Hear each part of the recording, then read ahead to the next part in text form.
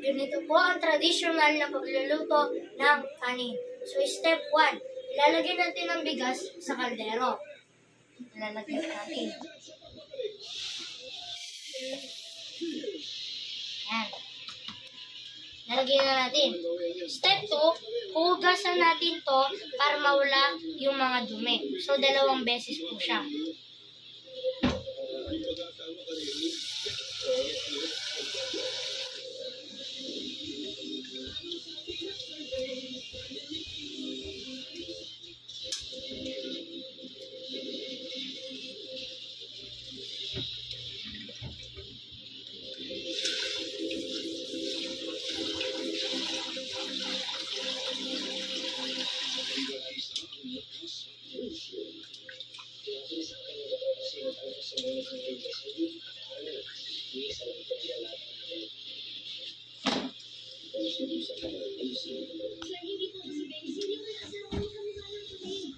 So, step 3 po ngayon, susukatin natin.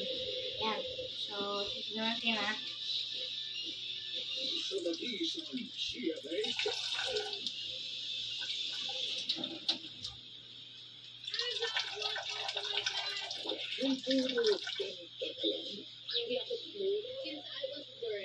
Siguro, okay na to.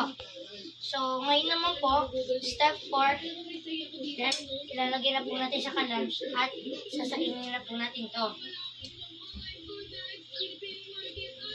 Ilagay po muna natin. Yan. Tapos po, kaldero. Tapos ngayon po, sisindahan na po natin yung kalan.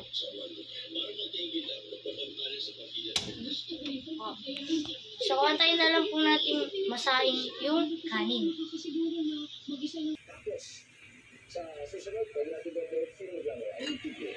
Kumukulo na po ang sinain. Ngayon po, antayin na lang po natin bumaba yung tubig.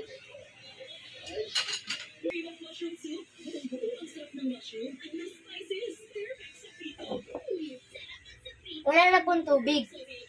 Kaya po, ilolofer na po natin para maluto na.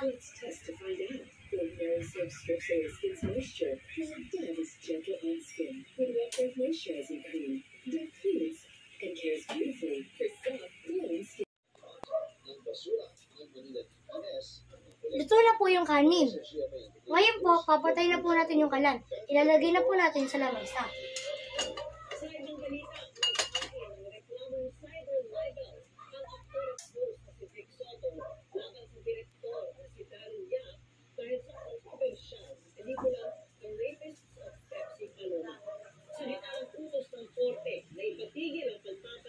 Ngayon po, ilalagay naman po natin sa plato.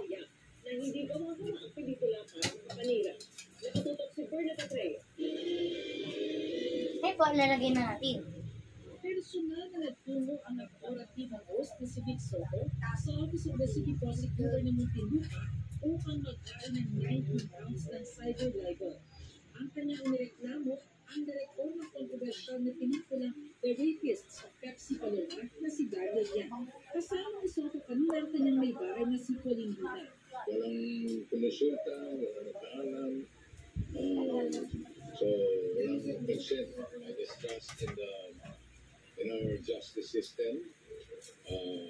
Ako'y laban sa mga irresponsibleng lalo na pagdating sa social media.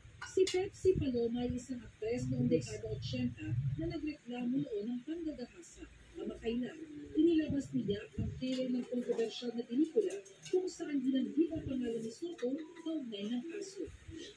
Kalakip na reklamo ang civil damages o paghingi ng danos na katumbas ng 20 million pesos. Bago ang paghahain ngayong araw ng reklamong cyber libel, noon na naghahain si Soto ng petisyon para sa writ of habeas data. Dito ay tinanggi niya ang lumabas na aligasyon sa pelikula na isa siya sa mga bumahasa umano kay Paloma. Labag daw sa Data Privacy Act ang ginawa niya na pagproseso sa kanyang sensitive personal information. Dahil inamin daw niya na ang kanyang pelikula ay tungkol sa rape case na inihain ni Paloma laban kay Soto. Sabi ni Soto, sinadya raw niya na hindi isama sa mga teaser ng pelikula ang impormasyon na na-dismiss na noon pa ang natulang kaso.